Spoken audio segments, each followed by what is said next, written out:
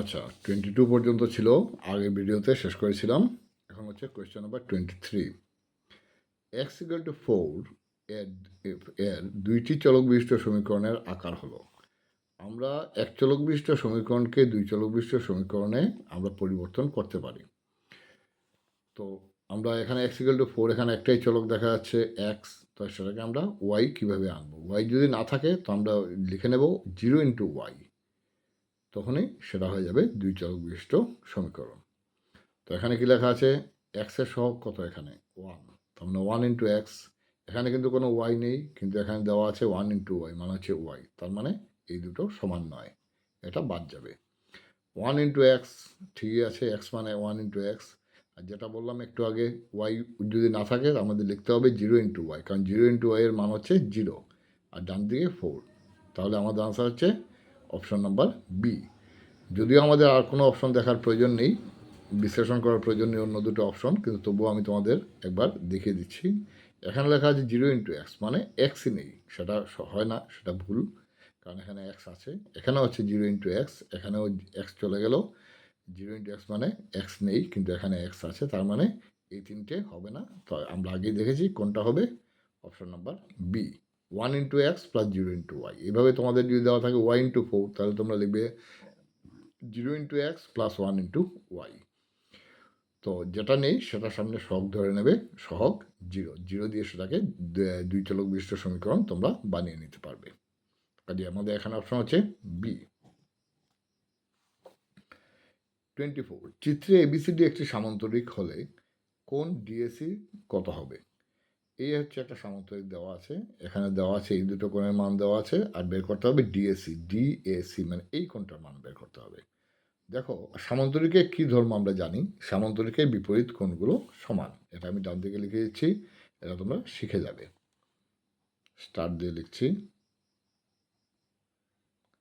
সামান্তরিকের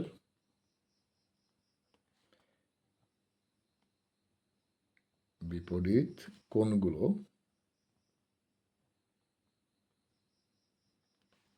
সমান। তার মানে কি, এই কোণ বি আর কোণ ডি দুটোর মান সমান। তো তাহলে আমাদের কোণ ডি সমান কত হচ্ছে? কোণ ডি সমান হচ্ছে কোণ বি সমান হচ্ছে 110 ডিগ্রি। এখন দেখো, এই যে একটা ত্রিভুজ এ ডি সি, এই ত্রিভুজের মধ্যে আমাদের ডি কোণের মান দেওয়া আছে, আমাদের এই কোণটা ডিসি এ কোণের মান দেওয়া আছে, লাগে কোণটা? শুধু লাগে ডিএসি। তাহলে আমরা জানি ত্রিভুজের তিন কোণের সমষ্টি 180 ডিগ্রি।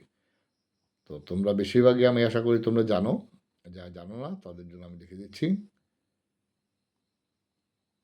ত্রিভুজের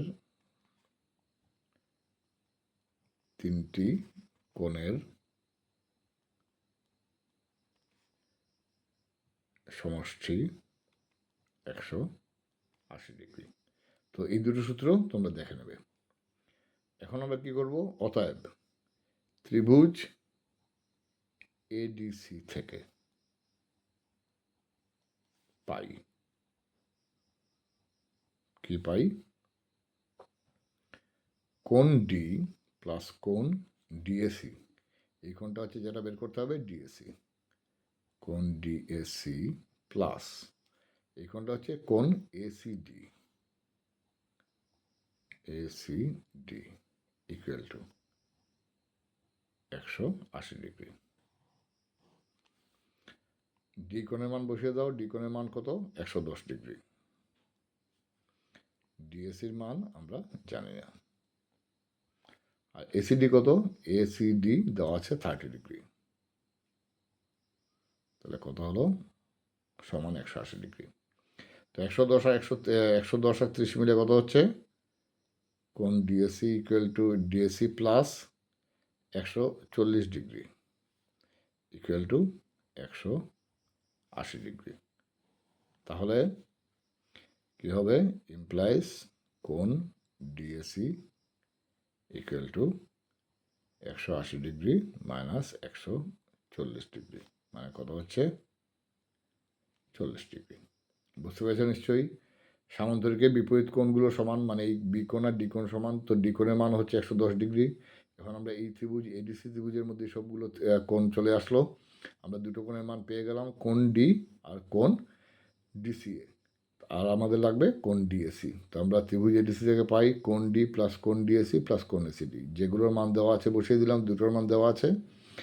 আর যেটা বের করতে হবে কোণ ডিএসি, আমি যোগ বিয়োগ করে বের করে নিলাম কোণ ডিএসি সমান 40 ডিগ্রি। তো কোথায় আছে 40 ডিগ্রি? এই দেখো এখানে আছে 40 ডিগ্রি।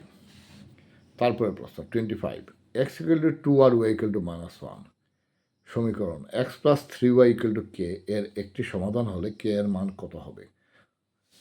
তো একটা মান কখন সমাধান হবে? সমাধান বলতে আমরা কি বুঝি? সমাধান বলতে আমরা বুঝি যে এক্স আর ওয়াই যদি আমরা দুই চলক বিশিষ্ট সমীকরণ হয় তাহলে দুটো চলকেরই মান থাকবে সমাধানের মধ্যে। সমাধান বলতে আমরা বুঝি দুটো চলকেরই মান, আর যদি এক চলক বিশিষ্ট হয় তাহলে একটা চলকের মানটাই থাকবে, সেটাই হচ্ছে তার সমাধান। তো সমাধান কখন হবে? যদি এক্সের মান সেই সমীকরণে এক্সের জায়গায় এক্সের মান আর ওয়াইয়ের জায়গায় ওয়াইয়ের মান বসানোর পর বাম পক্ষ সমান ডান পক্ষ হয়। তো এখানে যদি হয় সেটা কোনো জায়গা নেই, কারণ এখানে বলেই দিয়েছে যে এটা সমাধান, তার মানে এটা বাম পক্ষ সমান ডান পক্ষ হবেই। ডান দিকে কে থাকলেও আমরা কে থাকবে, আর বাঁ দিকে আমরা এক্স আর ওয়ের জায়গাতে, সমীকরণে এক্স আর ওয়ের জায়গাতে আমরা তাদের মান বসিয়ে দিতে পারবো, আর বসিয়ে দিলেই আমরা কে এর মান পেয়ে যাব। Answer x equal to 2, y equal to -1। এখানে লেখা প্র্যাকটিস করার কোনো প্রয়োজন নেই, কারণ আমি এখানে সলভ করে দিচ্ছি, মানে মানটা আমরা কীভাবে উত্তরটা বের করব। তোমরা রাফে মান লিখেও করতে পারো, না লিখেও করতে পারো। আমি এখানে মানটা লিখে নিচ্ছি বোঝার জন্য।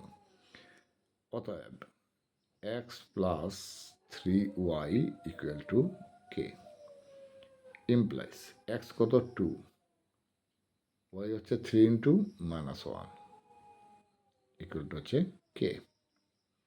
তার মানে কত? 2 - 3 ইকুয়াল টু হচ্ছে কে। এখন কেটাকে আমরা বাদিকে আনি, আর 2 - 3 মানে কি? -1, সেটা লিখলাম ডান দিকে। তার কে মান কত হচ্ছে? -1। তো আমরা তো এটা নিশ্চয়ই জানো যে একটা সমীকরণের মধ্যে আমরা ডান দিকটাকে বাদিকে লিখতে পারি আর বাদিকটাকে ডান দিকে লিখতে পারি, তাহলে আমাদের মান একে থাকবে। তো তাহলে 2 - 3 ইকুয়াল টু কে, মানে কে ইকুয়াল টু কত? -1। তো আমাদের আনসার কত? -1। তোমরা বুঝতে পেরেছো নিশ্চয়ই যে আমরা সমীকরণের সমাধান দেওয়া আছে। সমাধান আবার বলছি আমি, সমাধান কাকে বলে? যে আমাদের দুই চলক হলে দুটো চলকের মানটাকে হচ্ছে সমাধান। কখন সমাধান হবে? যদি সমাধান হয় তাহলে কি হবে? যে আমরা সমীকরণের মধ্যে এক্সের জায়গায় যদি এক্সের মান বসাই আর ওয়াইয়ের জায়গায় যদি ওয়াইয়ের মান বসাই তাহলে বাম পক্ষ সমান ডান পক্ষ হবে। তো এখানে তো দেওয়াই আছে এটা সমাধান, তার মানে যদি কোনো জায়গা নেই, মানে এটা সমান হবেই। তো আমরা মান দুটো লিখলাম, তারপর সমীকরণে বসিয়ে দিলাম, আর ডান দিকে আছে কে, তাহলে কের মান বেরিয়ে গেল -1। তারপরের প্রশ্ন, ত্রিভুজ এবিসি আর ত্রিভুজ পি কিউ আর সর্বাঙ্গ সম, তাহলে নিচের কোনটি সত্য হবে? তো আমরা ত্রিভুজ দুটো আঁকলে আমাদের সুবিধা হবে। এ বি সি, আমরা এ দিলাম উপরে, বি সি।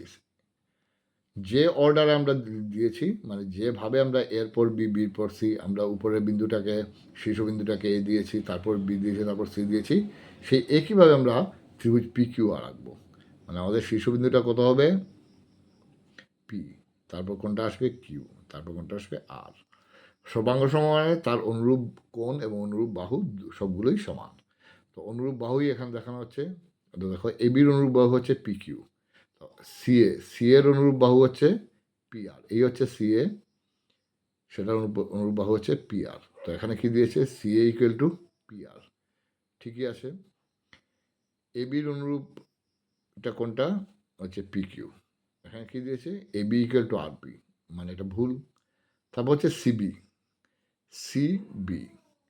সিবির অনুরূপ কী হবে? R Q. তো সিবির অনুরূপ কী দিয়েছে? কিউপি, তার মানে এটা ভুল। আমরা এই বাহুটাকে সিবিও লিখতে পারি, বিসিও লিখতে পারি। যদি বিসি লিখি এখানে অনুরূপ লিখবো আমরা কিউ আর, যদি সিবি লিখি অনুরূপ লিখবো আমরা আর কিউ। তো সিবির অনুরূপ কোনটা? R Q. তো এখানে সিবির অনুরূপ দিয়েছে কিউপি, সেটা ভুল। তারপর AC equal to R Q, AC, এখানে আর কিউ না, এসির অনুরূপ কোনটা? P R. তো এসির অনুরূপ হচ্ছে পি আর, এখানে দেওয়া আছে AC equal to R Q. তাহলে অপশন বি, সি, ডি তিনটেই ভুল। তাহলে শুদ্ধ কোনটা? C A equal to R P, যেখানে C A equal to R P. তাহলে আমাদের অপশন হচ্ছে C A equal to R P. C equal to R P. তো বুঝতে পেরেছ অনুরূপ বাহু আমরা কিভাবে ধরি। আচ্ছা, এরপরের প্রশ্ন, চিত্রে এক্স ইকুয়াল টু 30 ডিগ্রি হলে ওয়াই এর মান কত হবে?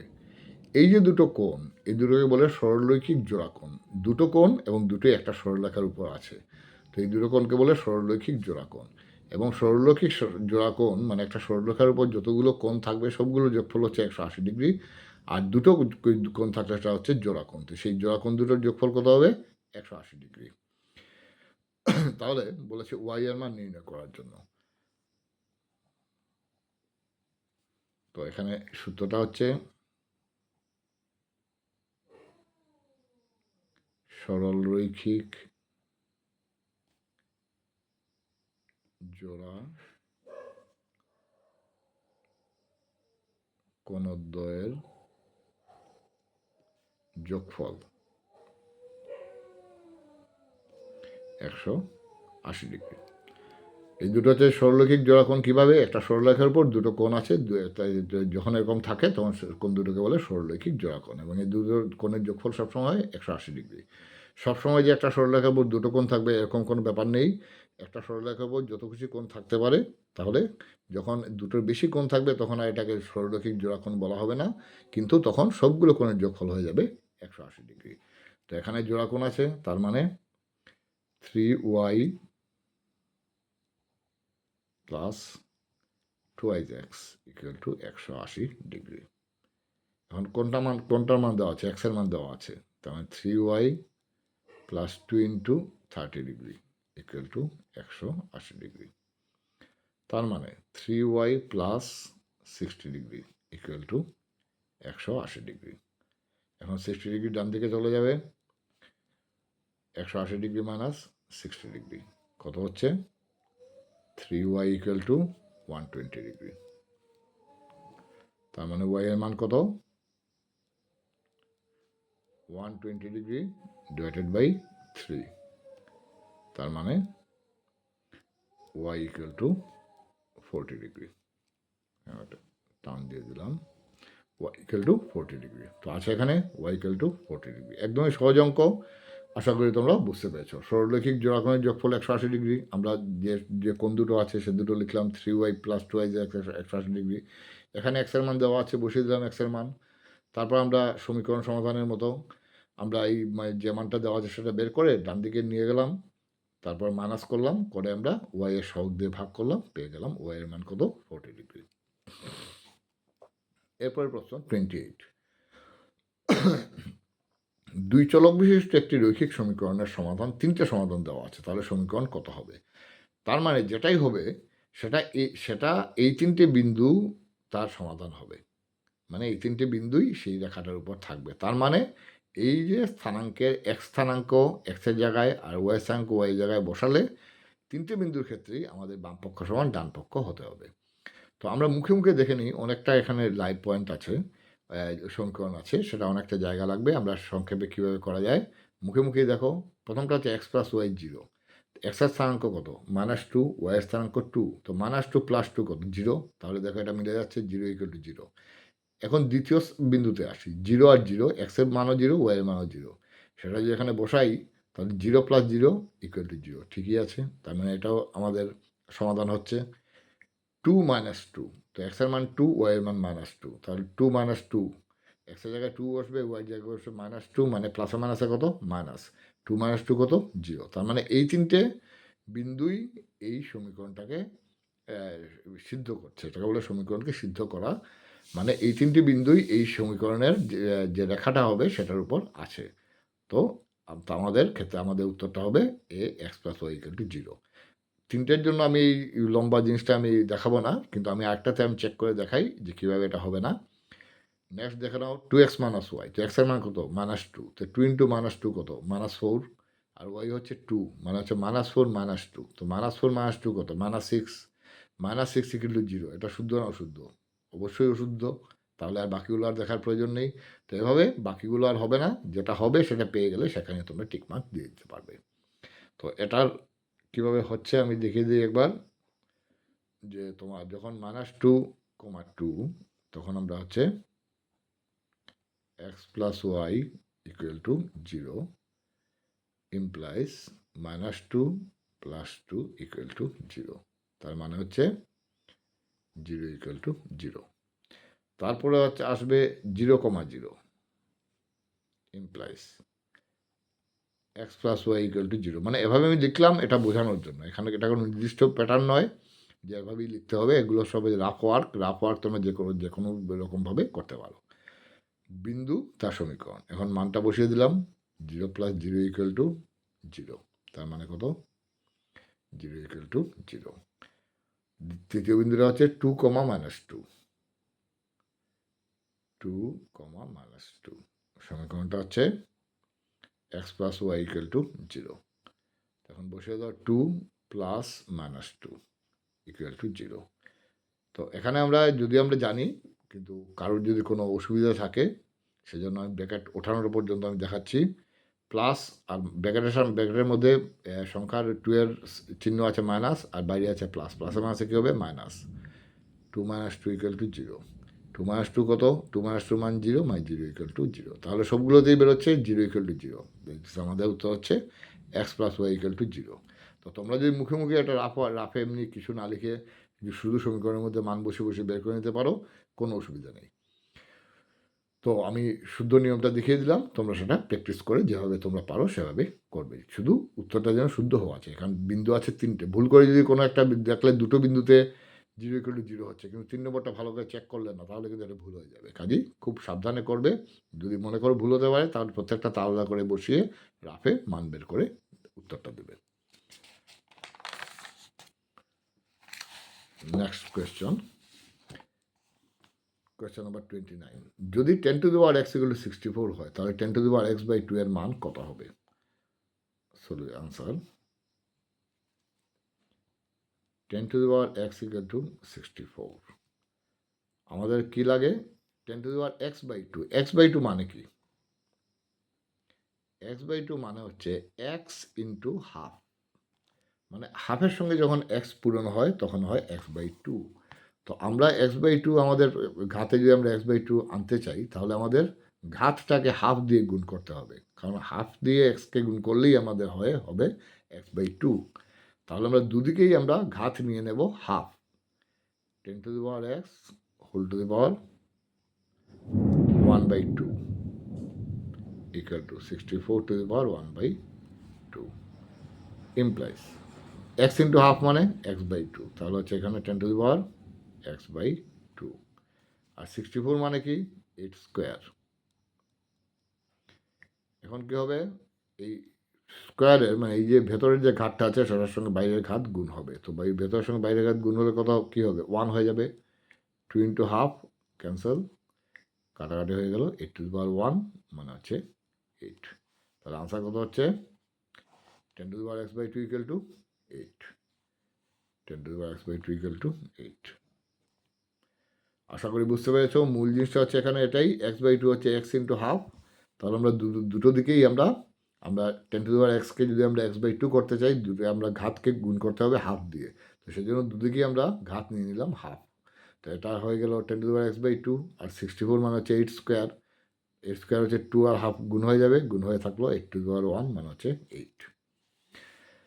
তারপরে প্রশ্ন কোয়েশ্চন নাম্বার 30। -2,1 আর 2, -2 বিন্দু দুটি ক্রমে কোন পাদে আছে? তো সেটা বসিয়ে দাও, বসিয়ে চেক করে নাও।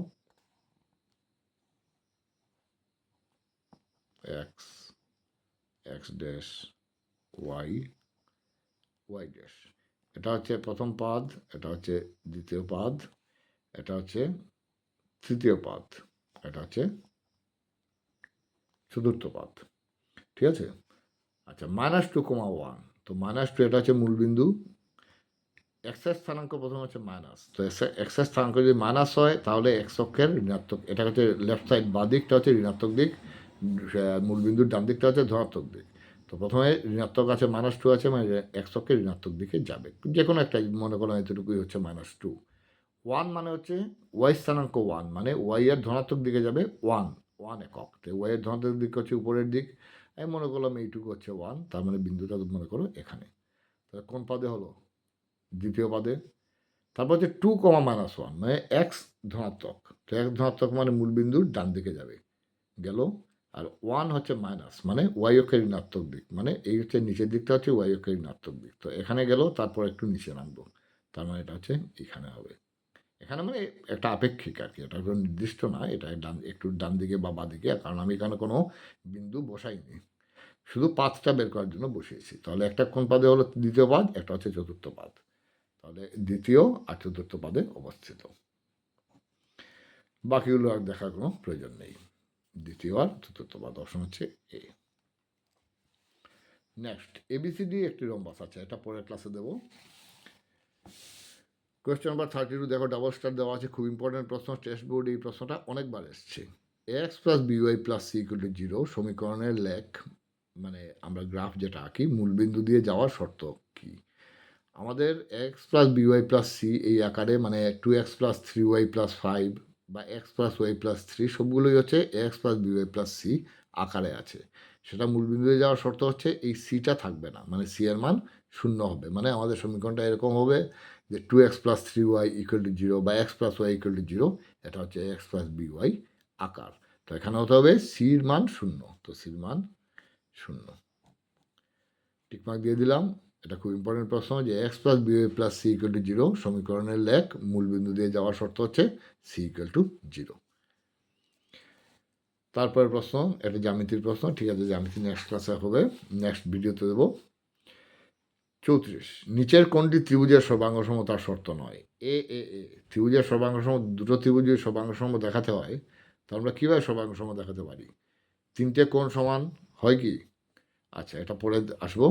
এস এ এস, বাহু কোণ বাহু হয়, দুটো বাহু আর একটা কোণ সমান হলে দুটো ত্রিভুজ সর্বাঙ্গসম হয়। এ এস, দুটো কোণ একটা বাহু সমান হলে সর্বাঙ্গসম হয়। এস এস এস, তিনটে বাহু সমান হলে সর্বাঙ্গসম হয়, কিন্তু তিনটে কোণ সমান হলে সর্বাঙ্গসম হয় না। এটা সেই জন্য এ এ এ সর্বাঙ্গসমতার কোনো শর্ত নয়, এটা হচ্ছে সদৃশতার শর্ত। তাহলে ত্রিভুজের আমরা এখান থেকেই দেখতে পাচ্ছি সর্বাঙ্গসমতার আমরা তিনটে শর্ত পেয়ে গেছি, S S, A S A R S S S. আচ্ছা, একটি ত্রিভুজের বাহুগুলির অনুপাত 3:4:5 হলে ত্রিভুজটি কী হবে? সমবাহু, সমকোণী, সমদ্বিবাহু। আচ্ছা, যদি আমাদের এরকম হয়, তাহলে আমরা বাহুর অনুপাত থেকে বাহুগুলোকে ধরতে পারি। ধরব 3x, 4x, 5x, এটা এক্স না দিয়ে কেও লিখতে পারো, 3k, 4k, 5k। সমবাহু মানে কি? একটা ত্রিভুজের তিনটে বাহু সমান, তো এখানে সমান সমান কি এটা? 3x, 4x আর 5x নিশ্চয়ই সমান নয়, কারণ 3, 4, 5 আলাদা, আর এক সবটার ক্ষেত্রে একই আছে, তার মানে 3x, 5x, 4x, 5x সমান নয়, যার জন্য এটা সমবাহু ত্রিভুজ নয়। সমদ্বিবাহু, আমি সমকোণীতে পড়ে আসছি। সমদ্বিবাহু হচ্ছে যে কোনো দুটো বাহু সমান, এখানে দুটো সমান আছে কি, একটা 3 আর একটা 4 আর একটা 5, তার মানে যে কোনো দুটো বাহু সমান নয়, তার মানে সমদ্বিবাহুও হবে না। বিষমবাহু মানে কোনোটাই কোনোটার সঙ্গে সমান নয়, তো বিষমবাহু আর সমকোণীর মধ্যে কোনো একটা আনসার হবে। তো এখন দেখো, আমরা লিখতে পারি 3x এর 5x স্কোয়ার সমান কত? 25x square. 4x এর স্কোয়ার কত? 16x square. আর 3x এর স্কোয়ার কত? 9x square. তাহলে দেখো, 16x স্কোয়ার 9x স্কোয়ার মিলে কত হচ্ছে? 25x square. তো পাইথাগোরাসের সূত্র মতে সমকোণী ত্রিভুজে এটাই হয় যে দুটো বাহুর বর্গের যোগফল হয় তৃতীয় বাহু। তার মানে কি হচ্ছে যে 4x whole square plus 3x whole square equal to 5x whole square. তার মানে কি, এটা একটা সমকোণী ত্রিভুজ, এটা হচ্ছে অতিভুজ, আর এটা হচ্ছে বাকি দুটো বাহু। এটা কিন্তু খুব ইম্পর্টেন্ট প্রশ্ন, অঙ্কটার মধ্যে কিন্তু একটা আইডিয়া আছে। বুঝতে পারছো নিশ্চয়ই যে আমাদের 3x, 4x, 5x একটাও মান সমান নয়, তার মানে সমবাহু ত্রিভুজ হবে না। সমদ্বিবাহু হবে না, কারণ সমদ্বিবাহু হতে গেলে যে কোনো দুটো বাহু সমান হতে হয়, যেহেতু 3, 4 আলাদা, 4, 5 আলাদা, 5, 3 আলাদা, আর x যদিও সবগুলোর মধ্যে আছে, কোনো অসুবিধা, কাজে আমাদের চেক করতে কোনো অসুবিধে নেই। সমদ্বিবাহু হচ্ছে না। এখন হচ্ছে আমরা সমকোণী ত্রিভুজ না বিষমবাহু ত্রিভুজ, তো আমরা বর্গ করে দেখে নিলাম সেটা সমকোণী হয় কিনা, তো দেখা গেলো এটা সমকোণী ত্রিভুজ হচ্ছে, তার মানে ত্রিভুজটা কি? সমকোণী।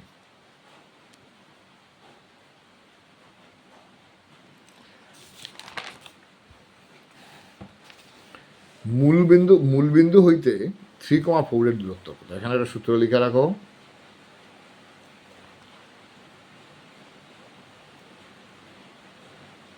মূলবিন্দু মানে 0,0, মূলবিন্দু থেকে এক্স কমা ওয়াই এর দূরত্ব সমান √(x² + y²). একদম সংক্ষেপে, আমি কোনো কিছু না চিত্র না এঁকে আমি একদম সংক্ষেপে দেখিয়ে দিচ্ছি। তাহলে এখানে কী হবে, নির্ণেয় দূরত্ব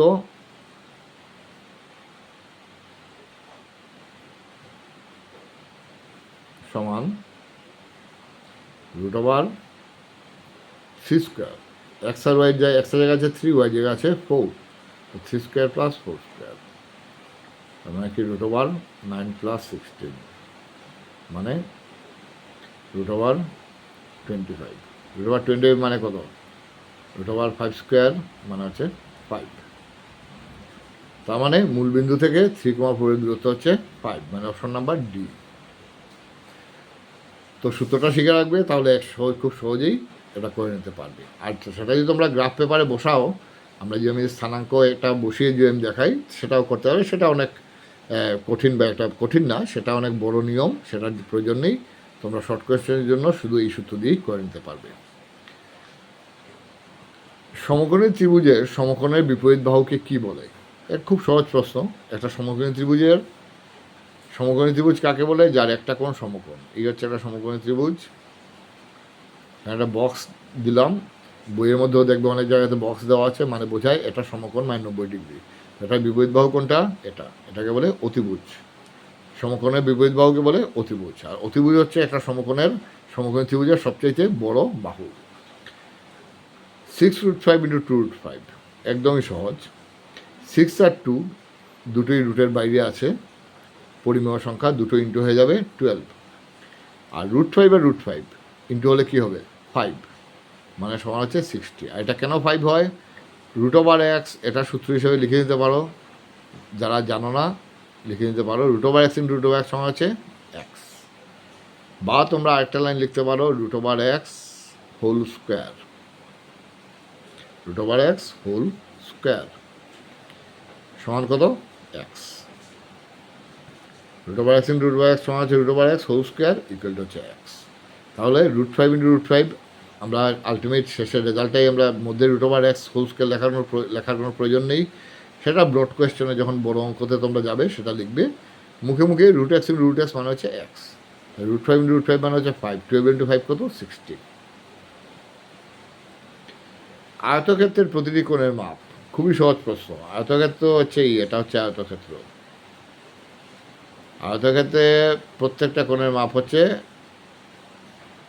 আমি বক্স দিয়ে দেখালাম মানে কি 90 ডিগ্রি। প্রত্যেকটা কোণের মাপ 90 ডিগ্রি। নিচের কোণটি রৈখিক বহুপদ রাশি। বহুপদ রাশি তো অনেকগুলোই আছে। তো রৈখিক কোণটা, রৈখিক আছে, দ্বিঘাত আছে, ত্রিঘাত আছে। তো রৈখিক হচ্ছে যেখানে আমাদের চলকের সর্বোচ্চ ঘাত হচ্ছে 1। এখানে দেখো সর্বোচ্চ ঘাত 2, তার মানে এটা রৈখিক নয়, এটা দ্বিঘাত। সর্বোচ্চ ঘাত 3 মানে এটা হচ্ছে ত্রিঘাত। সর্বোচ্চ ঘাত 3 মানে ত্রিঘাত। এখানে হচ্ছে এক্সের সর্বোচ্চ, এখানে এক্সের ঘাত কত? এক্স মানে হচ্ছে x⁻1, মানে সর্বোচ্চ ঘাত হচ্ছে 1। তার মানে এটাই হচ্ছে রৈখিক বহুপদ রাশি।